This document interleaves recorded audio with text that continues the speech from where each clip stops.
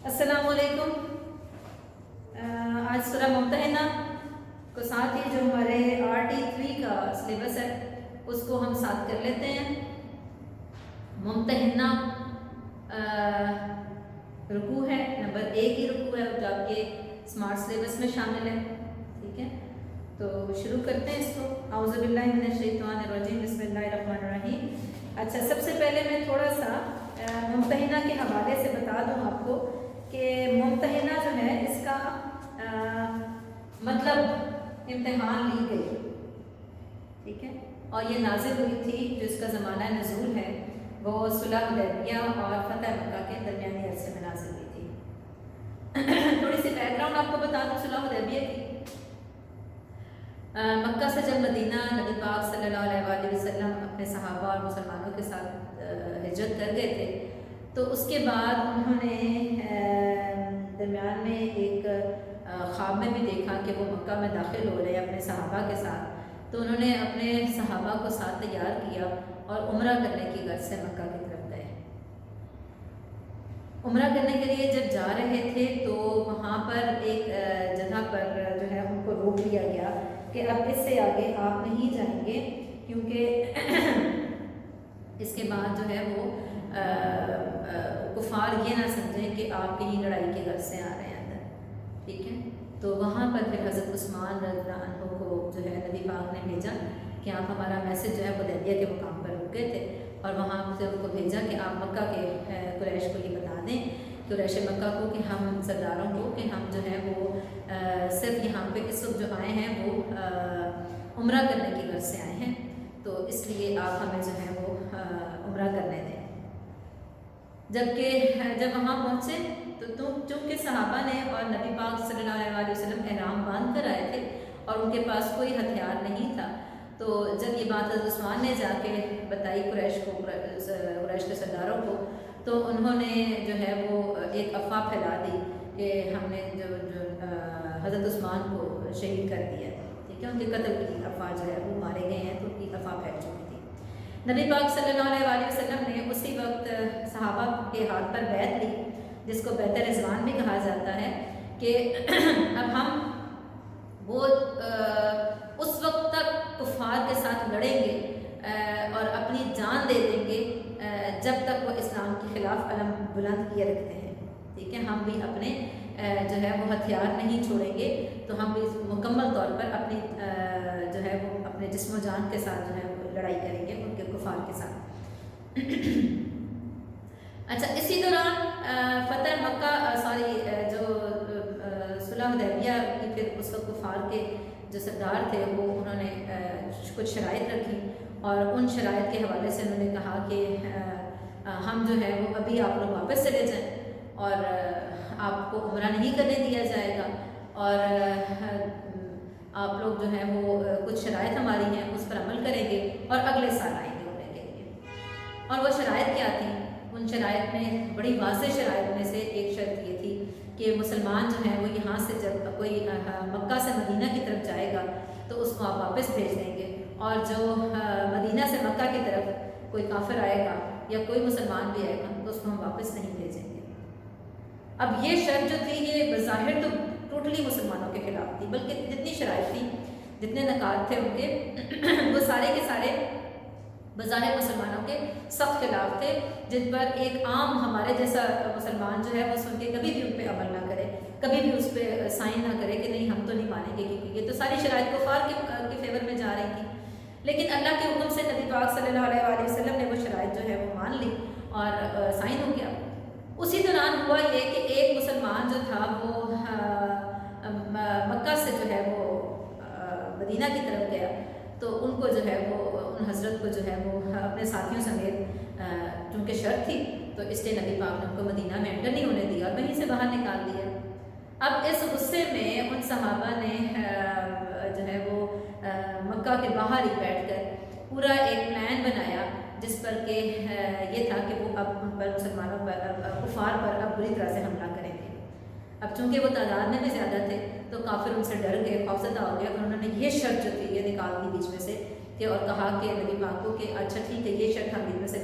ख़त्म करते हैं, آپ جو ہے وہ ان کو اندر بلا لیں اپنے پاس، مدینہ میں رکھ لیں، اور تاکہ جو ہے وہ کسی قسم کی کوئی اور لڑائی نہ ہو۔ اب یہ لڑائی جو تھی یہ وہیں پہ ختم ہو گئی، کیونکہ نبی پاک نے ان سب کو مدینہ میں جو ہے وہ پناہ دے دی۔ اب اس کے بعد یہ ہوا کہ اسی دوران جب یہ مسلمانوں کے لیے اب احرام اتارنا جو تھا وہ صحابہ کے لیے بڑا مشکل ایک کام تھا، بڑی ایک بھاری ان کو یہ لگ رہی تھی، سزا لگ رہی تھی کہ یہ کفار کے کہنے پہ ہمیں احرام اتارنا پڑے گا۔ تو بہرحال کیونکہ اللہ کا حکم تھا اور نبی پاک صلی اللہ علیہ وآلہ وسلم نے اس معاہدے پر سائن کیے تھے، اس نے انہوں نے اپنے احرام اتارے اور واپس چلے گئے۔ اسی دوران ایک دو واقعات کچھ اس طرح کے ہوئے جس میں کفار نے اپنے معاہدے کو، اپنے معاہدہ حدیبیہ جو تھا، صلح حدیبیہ جو تھا، اس کو خود ہی توڑا۔ نبی پاک صلی اللہ علیہ وآلہ وسلم نے ان تک بات پہنچائی کہ آپ لوگ اپنے معاہدے کو توڑ رہے ہیں، لیکن انہوں نے اس بات پہ کوئی توجہ نہ دی۔ نبی پاک نے اس بات کے لیے پھر جب یہ دیکھا کہ وہ تو ہماری بات کو اہمیت نہیں دے رہے، یہ سن نہیں رہے، تو انہوں نے کیا کیا کہ انہوں نے خفیہ جو ہے وہ فتح مکہ کی تیاری شروع کر دی، ٹھیک ہے، یعنی کسی کو نہیں پتہ تھا، صرف صحابہ کو نبی پاک صلی اللہ علیہ وسلم نے خاموشی سے فتح مکہ کی تیاریاں شروع کر دی کہ اب ہم نے ہر صورت اٹیک کرنا ہے، کیونکہ انہوں نے اپنا معاہدہ خود ہی توڑ دیا ہے۔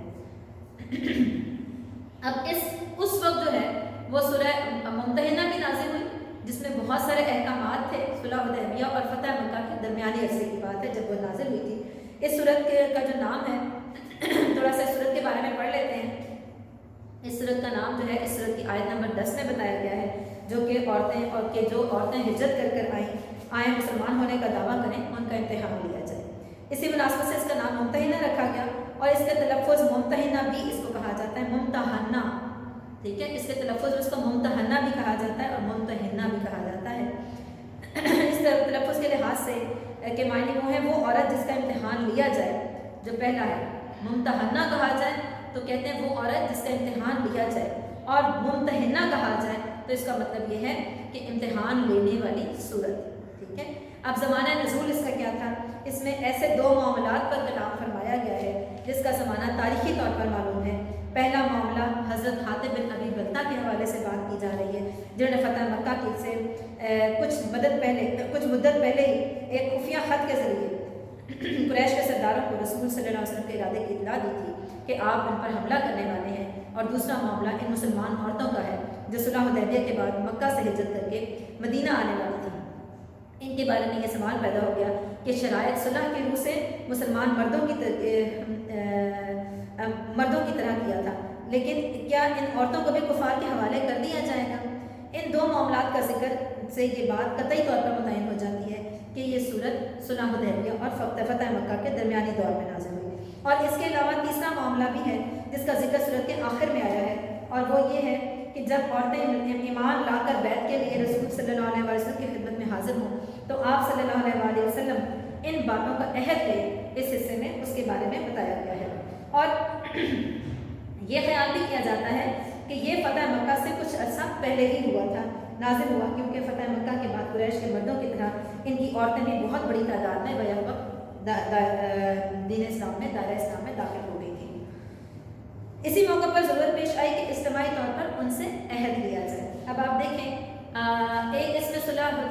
جو پہلی جو معاملہ تھا جس میں بتایا گیا حضرت حاتب بن ابی بلتہ سے غلطی سرزد ہوئی تھی، خطا سرزد ہوئی تھی، وہ کیا تھی کہ جب نبی پاک صلی اللہ علیہ وآلہ وسلم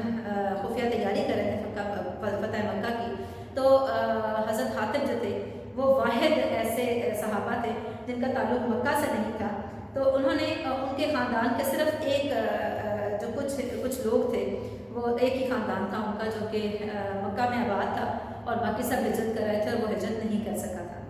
تو ان کو تھوڑا سا یہ ڈر تھا اس بات کا کہ کہیں جو ہے وہ ہم یہاں پہ کفار کے خلاف کوئی بھی اسٹیپ اٹھائیں تو میرے خاندان کو کوئی نقصان نہ پہنچائیں۔ اس کے لیے انہوں نے مکہ سے ایک عورت آئی تھی گانے بجانے والی، جس کا نام سارہ تھا، جس کو گانے بجانے والی عورت کو اس زمانے میں مغنیہ کہا جاتا تھا، مغنیہ کہا جاتا تھا۔ تو اس کو جو ہے وہ یہ میسج رکا لکھا حضرت حاتب نے کہ نبی پاک جو ہے وہ خفیہ فتح مکہ کی تیاری کر رہے ہیں، تو تم بھی اپنی تیاری رکھو۔ اور یہ خط رکا جو تھا یہ سرداران قریش کی طرف لکھا گیا تھا۔ نبی پاک صلی اللہ علیہ وآلہ وسلم کو وحی کے ذریعے جو ہے یہ اطلاع مل گئی تھی کہ وہ عورت ہے اور اس کو حضرت حاتم نے خط لکھ دیا ہے، رکا لکھ دیا ہے، اور آپ کے فتح مکہ کی خفیہ سازشیں جو ہیں وہ اس میں واضح ہو گئی ہیں، خفیہ جو آپ کے معاملات ہیں، جو تیاریاں ہیں وہ واضح اس خط میں کر دی گئی ہیں۔ تو اس عورت کو فلاں جگہ پر ہے موجود، اس کو فوراً وہاں سے پکڑ لیا جائے، اور اس کو اگر وہ رکا اس سے ہر صورت اس سے لیا جائے، اگر وہ نہ دے تو اس کو جان سے مار دیا جائے۔ اب یہ بات، اس کے لیے نبی پاک صلی اللہ علیہ وسلم نے فوراً 2 صحابہ کو وہاں بھیجا، اور آخر وہ اس سے وہ رکا لے کر آ گئے، اور اس پر حضرت عمر رضی اللہ عنہ بہت غصے میں کہ وہ تو حضرت حاتم کا جو ہے وہ ان کو ختم کر دینا چاہتے تھے، تو اللہ تعالیٰ نے حکم، نبی پاک صلی اللہ علیہ وسلم نے حکم دیا کہ نہیں، وہ بدری صحابہ ہیں، اور بدری صحابہ کو اللہ تعالیٰ نے جنت کی بشارت دی ہے، میں جب تک ان سے بات پوچھ نہیں لوں گا کہ انہوں نے ایسا کیوں کیا، میں تب تک کوئی فیصلہ نہیں دوں گا۔ تو جب ان کو بلایا گیا تو انہوں نے وہی ساری بات جو ہے وہ بتائی جو میں نے کچھ دیر پہلے آپ کو بتائی ہے، وہ ساری انہوں نے ڈیٹیل بتائی کہ یہ ریزن تھی جس کے بہائنڈ میں نے ان کو فیور دی تھی، تاکہ میرے خاندان کو وہ بچاتے، کچھ کہیں نہ بلکہ ان کو فیور دیتے۔ اس بات پر اللہ تعالیٰ نے سورہ ممتحنہ کی پہلی آیت دیکھیں، اس میں اللہ تعالیٰ نے فرما دیا کہ میرے دشمن کو اور اسلام کے دشمن کو، دین کے دشمن کو، اپنے دشمن کو دوست مت بناؤ کسی صورت میں بھی، تم ان کو خفیہ پیغام بھیجتے ہو اور وہ تم جانتے نہیں کہ وہ جہاں بھی موقع ملتا ہے تمہیں نقصان پہنچاتے ہیں۔ یعنی یہ میں آپ کو اوور آل ایک تھوڑا سا رکوع کا حصہ بتا رہی ہوں کہ اس طرح کی باتیں اللہ تعالیٰ نے اس بات کے غصے میں جواباً یہ باتیں کہی تھیں۔ اچھا، اس میں دوسرا معاملہ کیا تھا کہ ہجرت کر کے جو عورتیں آئی ہیں، صلح حدیبیہ میں چونکہ شرط تھی کہ جو لوگ مکہ سے مدینہ کی طرف جائیں گے تو ان کو مدینہ میں داخل نہیں ہونے دیا جائے گا، ان کو باہر نکال دیا جائے گا۔ تو یہ جو شرط تھی، یہ بیسیکلی ان میں مردوں کا نام لفظ استعمال ہوا تھا، عورتوں کا نہیں استعمال تھا۔ تو یہ معاملہ بھی بڑا سخت ہے اس میں کہ کیا ان مردوں کے ساتھ کیا سلوک کیا جائے، ان عورتوں کے ساتھ کیا سلوک کیا جائے جو مکہ سے آ گئی ہیں اور دائرہ اسلام میں داخل ہو گئی ہیں۔ چونکہ یہ ایسا شرط نہیں تھی تو نبی پاک صلی اللہ علیہ وسلم نے مکہ والوں کی ڈیمانڈ پر بھی، ان کے مطالبے پر بھی، جیسے 2 بھائی تھے، ان کی بہن مسلمان ہو چکی تھی، جب وہ مدینہ آ گئی تو انہوں نے واپس لینے کے لیے دونوں بھائی آئے، تو نبی پاک نے یہ کہہ کے منع کر دیا کہ صلح حدیبیہ کی شرائط میں مردوں کا ذکر تھا، عورتوں کا کہیں ذکر نہیں تھا، اس لیے میں ان کو نہیں کسی صورت واپس بھیجوں گا، یہ ہماری حفاظت میں ہے، ٹھیک ہے۔ اچھا، اس کے علاوہ پھر یہ بات بھی آ گئی کہ جو عورتیں وہاں سے یہاں پہ آ رہی ہیں تو نبی پاک صلی اللہ علیہ وسلم کو یہ حکم دیا گیا، اللہ تعالیٰ نے فرمایا کہ آپ ان کی جانچ کر لیں، ان سے کراس کوسچن ایسے کریں کہ آپ کو محسوس ہو جائے، پتہ چل جائے کہ حقیقتاً وہ دائرہ اسلام میں، اسلام کی، دین اسلام کی محبت کے لیے، اللہ اور اس کے رسول کی محبت کے لیے اس دین میں داخل ہوئی ہیں، یا ان کو کوئی مجبوری ہے کہ وقتی طور پر شوہر کی سختی کی وجہ سے یا اپنے علاقے میں سخت ہونے کی وجہ سے وہ وہاں سے چھوٹنے کے لیے یہاں پناہ لینے کے لیے آئی ہیں اور وقتی طور پر انہیں اسلام کو اپنا لیا۔ کوئی ایسی ریزن تو نہیں ہے۔ جب ان کو واضح ہو گیا تو پھر فرمایا کہ اب ان کی حفاظت جو ہے وہ آپ کے ذمہ ہے، اور پھر یہ بھی فرمایا کہ وہ عورتیں جو کہ مسلمان ہو گئی ہیں تو وہ یہاں پر مسلمان مردوں سے نکاح کر لیں، ان کے وہ نکاح ختم ہو گئے جو کافر مردوں کے ساتھ، ٹھیک ہے۔ اسی طرح جو مسلمان مرد دائرہ اسلام میں داخل ہو گئے ہیں، کافر مرد تھے، تو ان کی جو کافرہ بیویاں تھیں ان سے ان کا نکاح ختم ہو گیا، وہ بھی یہیں پر مدینہ میں موجود ہجرت کر کے آنے والی عورتوں میں سے ہی کسی عورت سے نکاح کر سکتے ہیں، مسلمان عورت سے نکاح کر سکتے ہیں، ٹھیک ہے۔ یعنی یہاں پہ وہ حکم واضح ہو گیا کہ 2 مختلف مذاہب کے لوگ نکاح میں اکٹھے نہیں ہو سکتے، ٹھیک ہے، اسپیشلی کافر اور مسلمان۔ اچھا، اب اس میں جو موضوع اور جو مباحثہ ہے وہ 3 حصے ہیں اس کے۔ پہلے حصہ جو ہے وہ آیت نمبر، ذہن میں رکھیے اس سورت کی ٹوٹل 13 آیات ہیں، ٹھیک ہے، اور آپ کو پوری 13 آیات کے بارے میں پتہ ہونا ضروری ہے۔ پہلے حصہ جو ہے وہ آغاز سورت سے لے کے آیت نمبر 9 تک چلتا ہے، اور اس سورت کے خاتمہ پر آیت نمبر 13 بھی اسی سے تعلق رکھتی ہے، یعنی جو آخری آیت ہے وہ بھی پہلے سے 9 تک جو آیات ہیں وہ، اور آیت نمبر 13 جو ہے اس میں ایک ہی ٹاپک پہ بات کی جا رہی ہے، جس میں حضرت حاتب بن ابی بلتہ کے اس فعل پر سخت گرفت کی گئی ہے کہ انہوں نے محض اپنے اہل و عیال کو بچانے کی خاطر رسول صلی اللہ علیہ وسلم کے ایک نہایت اہم جنگی راز سے دشمنوں کو خبردار کرنے کی کوشش کی تھی، جسے اگر بر وقت ناکام نہ کر دیا جاتا تو فتح مکہ کے موقع پر بڑا کشت و خون ہوتا، یعنی فتح مکہ ہونا ضروری تھا، اس وقت ہو جاتا لیکن بہت خون بہتا، مسلمانوں کی بھی بہت سی قیمتی جانیں ضائع ہوتی اور قریش کے بہت سے لوگ مارے جاتے جو بعد میں اسلام کی عظیم خدمات انجام دینے والے تھے، وہ تمام فوائد بھی ضائع ہو جاتے جو مکہ کو پرامن طریقے سے فتح کرنے کی صورت میں حاصل ہو سکتے تھے، اور اتنے عظیم نقصان کی صرف اسی وجہ سے ہوتے کہ مسلمانوں میں سے ایک شخص اپنے بال بچوں کو جنگ کے خطرات سے محفوظ رکھنا چاہتا تھا۔ اس شدید غلطی پر تنبیہ فرماتے ہوئے اللہ تعالیٰ نے تمام اہل ایمان کو یہ تعلیم دی ہے کہ کسی مومن کو کسی حال میں اور کسی غرض کے لیے بھی اسلام کے دشمن کافروں کے ساتھ محبت اور دوستی کا تعلق نہیں رکھنا چاہیے، اور کوئی ایسا کام نہیں کرنا چاہیے جو کفر اور اسلام کی کشمکش میں کفار کے لیے مفید ہو۔ البتہ جو کافر اسلام اور مسلمانوں کے خلاف عملاً دشمنی اور ایذا رسانی پر برتاؤ نہ کر رہے ہوں، ان کے ساتھ احسان کا رویہ اختیار کرنے میں کوئی مذائقہ نہیں۔ یعنی جو کافر ہیں لیکن دین اسلام کے وہ خلاف نہیں ہیں تو ان کے ساتھ اچھا برتاؤ ہی رکھا جائے جیسا ان کا برتاؤ ہے آپ کے ساتھ، ٹھیک ہے۔ دوسرا حصہ جو ہے، پہلا حصہ میں نے بتایا آیت 1 سے لے کے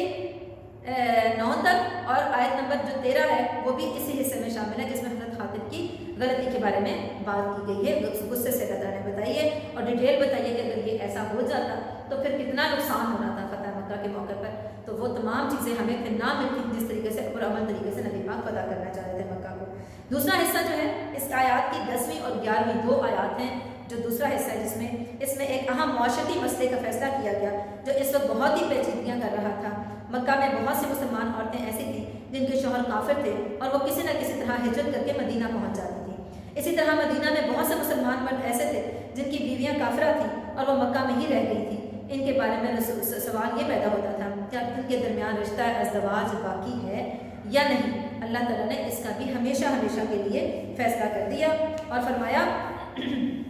کہ مسلمان عورت کے لیے کافر شوہر حلال نہیں، اور اسی طرح مسلمان مرد کے لیے بھی یہ جائز نہیں کہ وہ مشرکہ بیوی کو اپنے نکاح میں رکھے۔ یہ فیصلہ بڑا اہم قانونی نتائج رکھتا ہے آج بھی،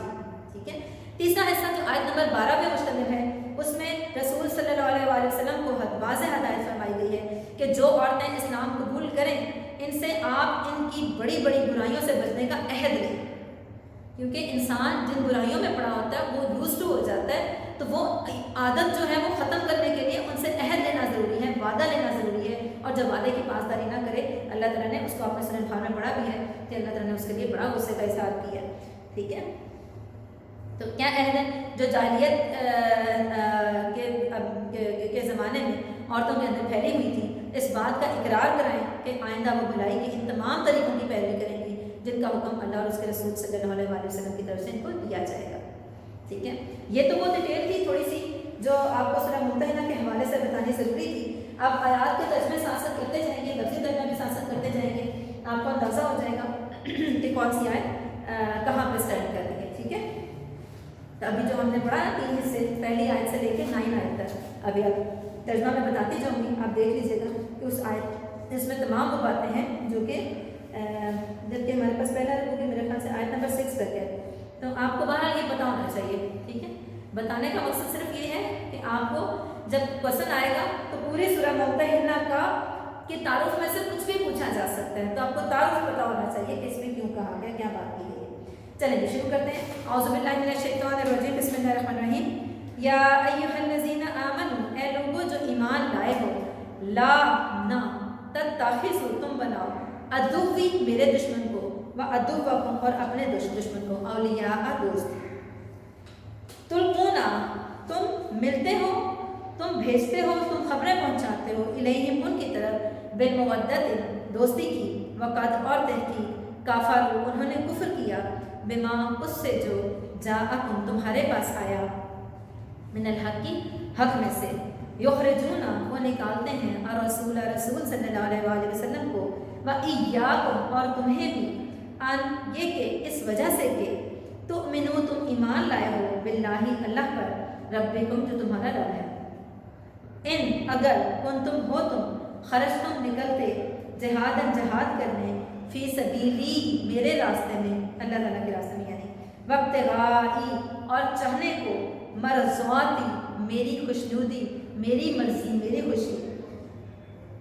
تسرون اور تم خفیہ بھیجتے ہو، الیہم ان کی طرف، بالمودتی دوستی کا، محبت اور دوستی کا پیغام، وانا اور میں، اعلم زیادہ جانتا ہوں، بما اس کو جو اخفیتم تم چھپاتے ہو، وما اور جو اعلنتم تم اعلان کرتے ہو یا تم ظاہر کرتے ہو، ومن اور جو کوئی یفعلہ ایسا کرے گا، منکم تم میں سے، فقد تو یقیناً ضل وہ بھٹک گیا سوا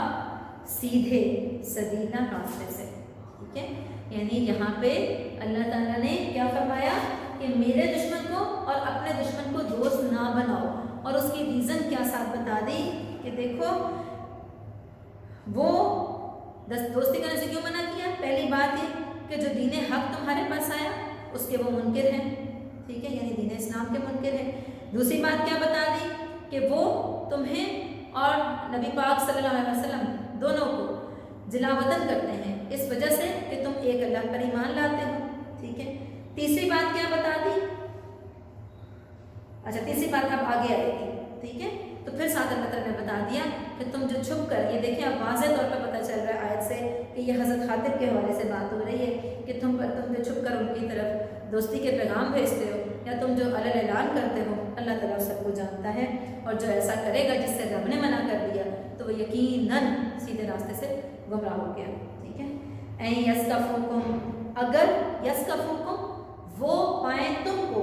یکونو تو ہو جائیں، لکم تمہارے، اعداءً دشمن. ٹھیک ہے، وَيَبْسُطُوا اور پہنچائیں بڑھائیں، الیکم تمہاری طرف. یبسطو کا مطلب یہاں پہ اگر آپ لفظی ترجمہ کریں تو وہ کھولیں گے. ٹھیک ہے، یبسطو کا مطلب وہ کھولیں گے، یعنی یہاں پہ اس کا مطلب لفظی ترجمہ کریں تو کھولیں گے، جبکہ یہاں پہ اگر آپ اس کا بامحاورہ ترجمہ کرو تو چلائیں گے. ٹھیک ہے، الیکم تمہاری طرف، ایدیہم اپنے ہاتھ بھی، والسنتہم اور اپنی زبانیں بھی، وودوا اور وہ چاہتے ہیں، لو کاش کے، تکفرون تم کافر ہو جاؤ. یعنی تیسری وجہ بتا دی کہ وہ جہاں کہیں مومنوں تمہیں پائیں گے نا تو وہ ہاتھوں اور زبانوں سے تمہیں تکلیف پہنچائیں گے، تمہیں ایذا پہنچائیں گے، تمہیں نقصان پہنچائیں گے. ٹھیک ہے، کیونکہ وہ چاہتے ہیں کہ تم پھر سے کافر ہو جاؤ. لن ہرگز نہیں، تنفعکم تم کو فائدہ پہنچائے گا، ارحامکم تمہارے رشتے دار، ولا اور نہ اولادکم تمہاری اولاد. یعنی یہ تو حقیقت ہے، یہ تو واضح ہو گئی کہ یہ تو دنیا کے معنی ہے. ٹھیک ہے، رشتے دار اور اولاد تو دنیا کے لیے اللہ تعالیٰ نے ریلیشن رکھنا ہے، آخرت کے لیے ان کا کوئی تعلق نہیں. آخرت میں ہر شخص اپنے اعمال کا خود ذمہ دار ہے. ٹھیک ہے، یوم القیامت قیامت کے دن یفصل وہی فیصلہ کرے گا، بینکم تمہارے درمیان، واللہ اور اللہ تعالیٰ، بما اس کے ساتھ جو تعملون تم کرتے ہو، بصیر دیکھتا ہے. یعنی اللہ تعالیٰ نے یہاں پہ بتا دیا کہ تم جو اپنے بہن بھائیوں کے لیے فائدہ پہنچانے کے لیے، جو اپنے رشتہ داروں کو اور اپنے اولاد کو فائدہ پہنچانے کے لیے، ان کو جان بچانے کے لیے تم دین کے خلاف چلتے ہو نا، تو یہ کلیئر ہو جائے تمہارے لیے کہ قیامت کے دن تمہیں ان میں سے کوئی بھی فائدہ چیز نہیں پہنچائے گی. سمجھ آ گئی؟ اور ساتھ بتا دیا کہ اس دن وہی اللہ ہوگا جو تمہارے درمیان فیصلہ کرے گا. تم اس کے خلاف چلو گے تو تمہارے لیے فیصلہ کب اچھا ہوگا. ٹھیک ہے، قد تحقیق، کانت ہے، لکم تمہارے لیے، اسوۃ حسنہ بہترین مثال یا نمونہ زندگی کا، فی ابراہیم علیہ السلام کی زندگی میں، والذین اور ان لوگوں کی، معہ جو ان کے ساتھ تھے، اس جب قالوا کہا انہوں نے، لقومہ اپنی قوم سے، انا بے شک میں، براء بری و ذمہ، کوئی تعلق نہیں رکھتا، لا تعلق ہوں، منکم تم سے، ومما اور ان سے جو تعبدون تم عبادت کرتے ہو، من سے، دون اللہ اللہ کے سوا. ٹھیک ہے، کفرنا ہم نے انکار کیا. ٹھیک ہے، بکم تمہارا، وبدا اور ہم اور دشمن ہو، اور یعنی بدا بیننا یعنی خلاف ہو گئے ہم ہمارے درمیان، بینکم اور تمہارے درمیان، عداوتاً دشمنی.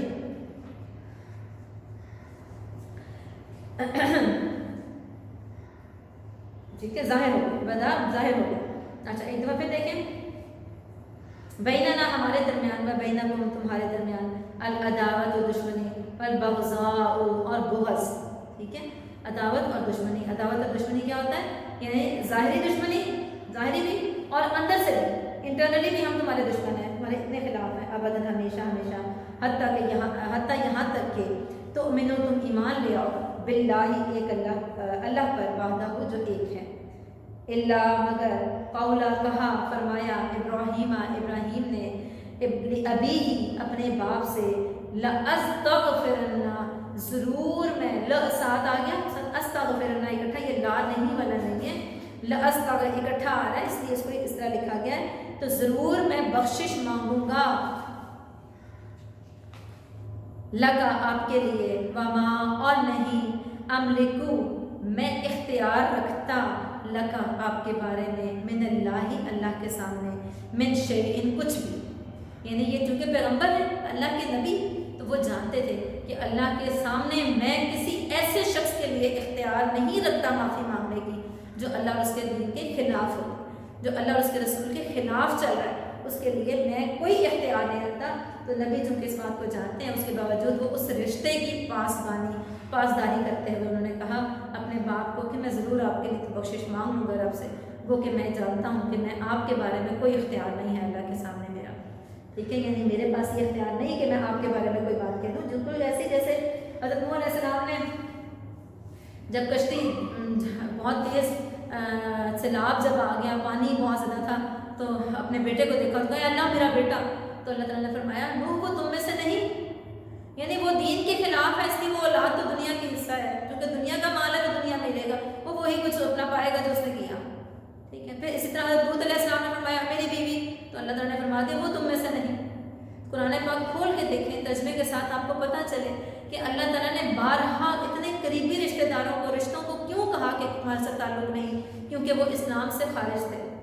وہ دین اسلام کو نقصان پہنچانے والے لوگ تھے، اس لیے یہاں پہ ابراہیم علیہ السلام کی سنت کی پیروی، ہمیں کس سنت کی پیروی کرنی ہے، تو یہ بات یہاں پہ واضح ہو رہی ہے ساتھ ساتھ کہ جیسے انہوں نے کہا تھا، یہ بھی حضرت خاطب کے حوالے سے آپ دیکھیے اسی کی طرف اشارہ ہو رہا ہے، کیا اشارہ ہو رہا ہے کہ وہ انہوں نے فرمایا کہ تم اپنے اولاد اور اپنے رشتہ داروں کے لیے تم جو کام کر رہے تھے دین کے خلاف، تو وہ تمہیں کام نہیں آئے گی۔ پھر یہاں پہ بتایا دیکھو ابراہیم نے بھی ایسے کیا تھا،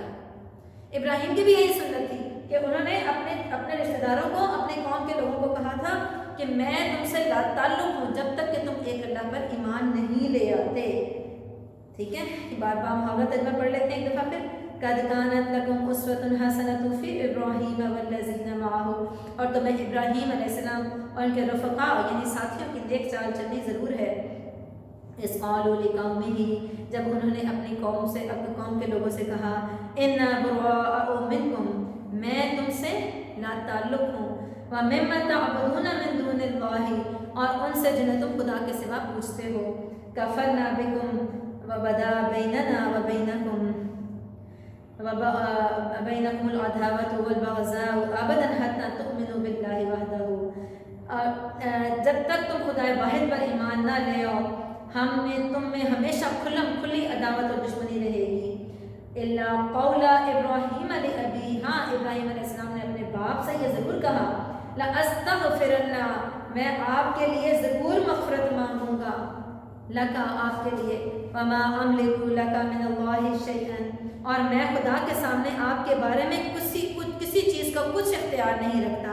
ربنا علیک توکلنا اے ہمارے رب ہمارا تجھ ہی پر بھروسہ ہے، وإلیک اور تیری ہی طرف انبنا ہم نے متوجہ ہونا ہے، ہم تیری ہی طرف رجوع کرتے ہیں، وإلیک اور تیری ہی طرف المصیر ہمیں لوٹ کر آنا ہے، ٹھیک ہے۔ یہ دعا ہے ابراہیم علیہ السلام کی جو ہمیں بھی اپنے دعاؤں میں شامل کرنی چاہیے، ٹھیک ہے۔ کیا ہے دعا؟ ربنا علیک توکلنا وإلیک انبنا وإلیک المصیر، ربنا لا تجعلنا فتنة للذین کفروا واغفر لنا ربنا انک انت العزیز الحکیم، یہ بھی دعا ہے جو ہمیں شامل کرنی ہے، ربنا اے ہمارے رب، لا تجعلنا نہ تو بنا فتنةً آزمائش للذین ان لوگوں کے لیے کفروا جو کافر ہیں، واغفر لنا یعنی ہمارے لیے کافروں کے ہاتھ ہمیں عذاب نہ دینا، اے اللہ ہمیں کافروں کے ہاتھوں عذاب نہ دلانا، آمین، واغفر لنا ربنا اور ہمیں بخش دے ہیں ہمارے رب، انکا بے شک تو، انتا تو ہی تو ہے، العزیز الحکیم غالب حکمت والا، لقد کان لکم فیہ اسوۃ حسنۃ لمن کان یرجو اللہ والیوم الآخر ومن یتول فإن اللہ هو الغنی الحمید، لقد اور تحقیق کانا ہے، لکم تمہارے لیے، فیہ ان میں، اسوۃ حسنہ بہترین مثال، نیک چال چلنی ضرور ضرور ہے. یعنی وہی بات آ گئی جو آپ کے بامحاورہ ترجمہ جس طرح لکھا ہوتا ہے آپ نے اسی طرح کرنا ہوتا ہے. بامحاورہ بتانے کا مقصد یہ لفظی ترجمہ بتانے کا مقصد یہ ہوتا ہے کہ آپ کو کانسیپٹ کلیئر ہو جائے کہ اس میں آپ نے ترجمہ کون سا لینا ہے. تم مسلمانوں کو یعنی جو خدا کے سامنے کون ہے مسلمان؟ لمن کانا یرجو اللہ، جس کسی کو ہو امید اللہ کے سامنے جانے کی، والیوم الآخرہ، اور آخرت کے دن کے آنے کی. ٹھیک ہے، تو اس کو کیا کرنا ہے؟ اس کو روز آخرت کی امید رکھنا ہو، اسے ان لوگوں کی نیک چال چلنی ضرور ہے. کن لوگوں کی بات ہو رہی ہے؟ پیچھے جو ہم نے ابراہیم علیہ السلام ان کے رفقا کی بات کی ہے، ان کی نیک چال چلنی ضروری ہے. وہ کیا تھی نیک چال؟ کہ اپنے رشتہ داروں کو، اپنی اولاد کو، اپنے بہن بھائیوں کو اللہ اور اس کے سوا اگر وہ جائے تو ان کے ساتھ ان کا کسی صورت ساتھ نہیں دینا. ٹھیک ہے، جیسے نبی پاک صلی اللہ علیہ وسلم کی حدیث بھی ہے نا عصبیت کے، کہ عصبیت نہیں اختیار کرنی، یعنی ناجائز ساتھ نہیں دینا اپنی قوم کا، اپنے قبیلے کا، اپنی اولاد کا، اپنے رشتہ دار کا، بلکہ ساتھ دین اسلام کا دینا ہے. ایون کہ ماں باپ کے حکم کی اتنی سخت تاکید بار بار قرآن پاک میں آئی، لیکن وہاں پہ بھی ایک بات فرما دی کہ ایک معاملے میں تم ماں باپ کی فرما برداری نہیں کرو گے، اور وہ کیا ہے کہ اگر وہ تمہیں اسلام کے خلاف جانے کے لیے کہیں، کوئی ایسا حکم دے جو دین اسلام کے خلاف ہے، وہ تم نے بات نہیں مانی، اس کے علاوہ ہر بات میں تم نے فرما برداری اختیار کرنی ہے. وَمَن يَتَوَلَّ، اور جو کوئی پھر گیا، فَإِنَّ اللَّهُ، یعنی جو کوئی روگردانی کرے گا، پھر جائے گا، تو بے شک اللہ تعالیٰ هو الغنی الحمید، غنی کہتے ہیں بے پرواہ، حمید کہتے ہیں تعریف کے لائق. ٹھیک ہے، یعنی تو بے شک خدا بھی بے پرواہ اور سزاوار ہے، یعنی وہ بے پرواہ ہے سزا دینے میں، اور حمد و ثنا کے لائق ہے. ٹھیک ہے، تو آپ کا رکوع کمپلیٹ ہو گیا. اس میں شارٹ کوشچنز ہیں، ان کا بھی خیال آپ نے رکھنا ہے. ایک دفعہ ضرور باقی آیت نمبر 13 تک جو حکم دیا اس کو ضرور ایک دفعہ پڑھ لیجیے گا، صرف ترجمہ پڑھ لیں، آپ کو کلیئر ہو جائے کہ اس ترجمے میں کیا بات بتائی گئی. پھر آیت نمبر 11-12 میں جو احکامات دیے وہ دیکھ لیجیے گا. پھر آیت نمبر 12 میں 10-11 میں دیے ہیں ایک حکم دیا ہے، پھر آیت نمبر 12 میں ایک حکم دیا ہے کلیکٹیو ہے، لیکن 1 سے 9 تک اور آیت نمبر 13 جو ہے وہ ساری کے میں ایک ہی حکم ہے. ٹھیک ہے، حضرت حاتم کی جو زیادتی کی تھی، انہوں نے غلطی کی تھی، اس کے خلاف بات کی گئی ہے. ٹھیک ہے، تو الحمدللہ ہمارا رکوع بھی کمپلیٹ ہو گیا. ہمارا اس کا مطلب ہے کہ قرآنک پورشن جو ہے وہ مکمل ہے. آپ کو جو ہے وہ کیا رکھنا ہے، لفظی ترجمے کو دھیان سے کرنا ہے. اس میں اگر آپ دیکھیں آپ کے لفظی ترجمے جو خاص طور پہ بیان کیے گئے ہیں، بتائے گئے ہیں، تلقونا تم ڈالتے ہو، تسرون تم چھپاتے ہو، اے یسکفوکم اگر وہ پالیں تم کو، قابو پالیں تم پر، براء بیزار ہے، بے تعلق ہے، لا تعلق ہے، کوئی تعلق نہیں، بری ذمہ ہے، یہ سب اس کے میننگ میں آتا ہے. اچھا، اب کوشچن دیکھ لیں آپ اس میں کہ اس میں اللہ تعالیٰ نے اہل ایمان کا اسلام دشمن کافروں کے ساتھ کیا رویہ ہونا چاہیے، اسلام دشمن کافروں کے ساتھ کیا رویہ ہونا چاہیے. تو یہ ذہن میں رکھیے گا آپ کے پاس. اللہ تعالیٰ نے فرمایا کہ تم نے ان سے دوستی نہیں کرنی، اسلام دشمن کافروں سے تم نے دوستی نہیں کرنی. ٹھیک ہے، اور کیونکہ اللہ تعالیٰ جانتا ہے جو کچھ تم کر رہے ہو، وہ تمہاری کیوں نہیں دوستی کرنی. اب ریزن کیا ہے دوستی نہ کرنے کا، تو وہ ساری آپ نے باتیں لکھ دینی ہے کہ وہ چاہتے ہیں. پہلی بات ہے کہ تم اپنے حق میں حق سے آئے ہیں، اس کے منکر ہیں. پھر دوسری بات ہے تمہیں اور رسول کو اس وجہ سے دعوت کرتے ہیں کہ تم ایک اللہ پر ایمان لائے ہو. تیسری بات ہے کہ وہ جہاں کہیں تمہیں پا لیتے ہیں، قدرت پا لیتے ہیں تم پر، تمہیں زبان اور ہاتھوں سے ایذا پہنچانے کی کوشش کرتے ہیں، پھر اور چاہتے ہیں کہ تم کسی طرح دوبارہ کافر ہو جاؤ. ٹھیک ہے، تو یہی انہی باتوں کو آپ ڈیٹیل کے ساتھ لکھیں گے تو آپ کو کلیئر ہو جائے گا، آنسر کمپلیٹ ہو جائے گا آپ کا. اچھا جی، اس کے علاوہ اس میں جو کوشچنس ہیں ایک دفعہ دیکھ لیتے ہیں ان کوشچنس کو بھی. لفظی ترجمے بھی ساتھ ساتھ دیکھ لیجیے گا. ٹھیک ہے، آپ کو پتا ہوگا. اچھا، اسلام دشمن کافروں کو رازدار اور دوست بنانے سے کیوں منع کیا گیا ہے. پھر کفار کے ساتھ مسلمانوں کا کیسا سلوک ہونا چاہیے، تو کفار کے ساتھ کیسا سلوک ہونا چاہیے مسلمانوں کا، یہ بتا دیا کہ کفار مکہ نے اللہ تعالیٰ اس کے رسول کو جھٹلایا، انہوں نے مسلمانوں کو طرح طرح کی تکلیفیں دی تاکہ وہ دین اسلام کے منکر ہو جائیں. اب ان دشمنان اسلام کے ساتھ اہل اسلام کا رویہ وہی ہونا چاہیے جو ایک دشمن کے ساتھ ہوتا ہے.